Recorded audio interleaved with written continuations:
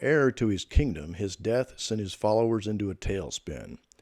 And considering the power struggles that followed, one might be amazed that the religion even survived. Though the Quran warns that there should be no division among Muslims, Islam became divided into two major groups: the Sunnah, considered the orthodox traditional version, and the Shia, who elected a caliph or a successor from those related to the Prophet through marriage. A series of squabbles followed for the next 10 years or so between the followers of Muhammad's wife Aisha and several caliphates, one being her father Abu Bakr, who only lived for a couple years after Muhammad's death. In 661, a rebellion arose, during which Ali, the husband of Muhammad's daughter Fatima, was killed. Now, the loyal followers of Ali, known as the Shiite Ali, or the Party of Ali, have continued to fight for what they consider to be divine rights in the rule of the Islamic world. And over the next few decades, the capital of Islam moved for a short time to Jerusalem, then Damascus, and eventually to Baghdad, where it remained for over 5 centuries. In the year 635, 3 years after Muhammad's death, Damascus fell to Muslim invaders. By 638, Antioch and Jerusalem had been taken over by the Caliph Umar. The turn-the-other-cheek thing was not working well for these mostly Christian towns. By 642, Alexandria, Egypt, was overrun by Muslim troops, and in a short time, most of Egypt was flying the banner of Islam. Before Umar was murdered in 644, Persia was under the Muslim control as well. In many cases, churches were converted to mosques. A large mosque was built on the foundation of what used to be a Jewish temple in Jerusalem. Those who would not convert to Islam were often killed or given dhimmi status, paying special tax for protection and to support Islamic expansion. Then in 712, Spain was invaded. Well, in 732, Charles Martel defeated the Muslim army 1,000 miles north of Gibraltar, thus stopping the northern expansion.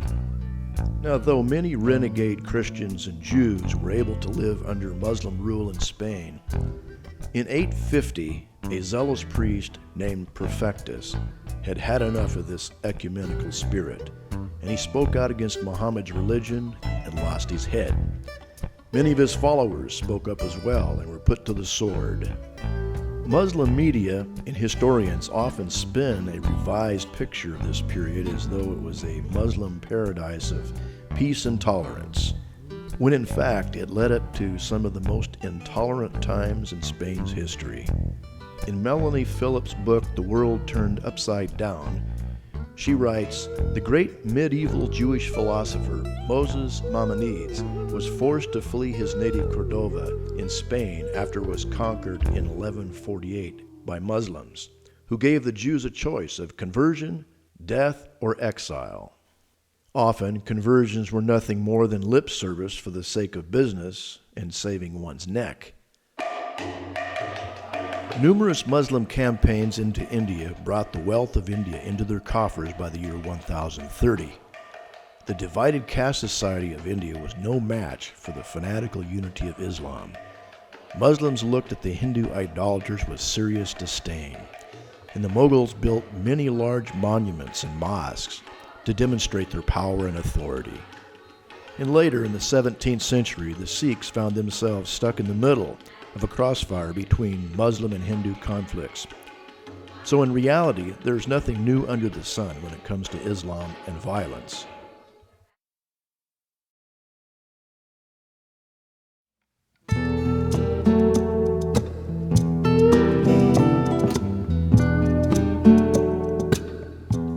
So 9/11 was a wake-up call to the naive West.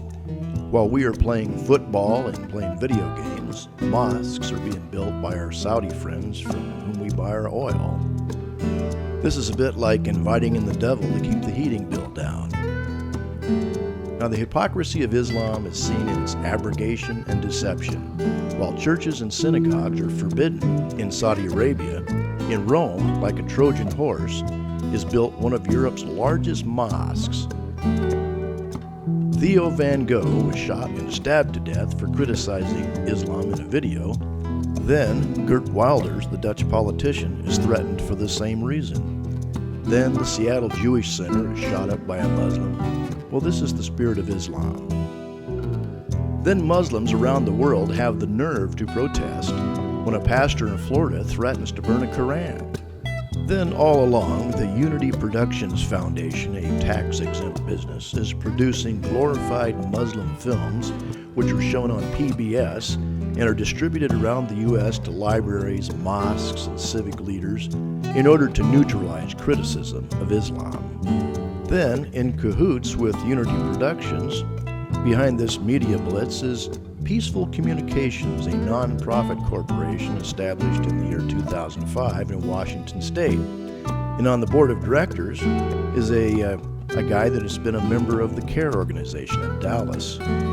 Well, I'd like to quote something from Apostle Paul in his epistle to the Ephesians, where he says, "Do not participate in the unfruitful deeds of darkness, but instead even expose them. For it is disgraceful even to speak of the things which are done by them in secret, but all things become visible when they are exposed by the light. For everything that becomes visible is light."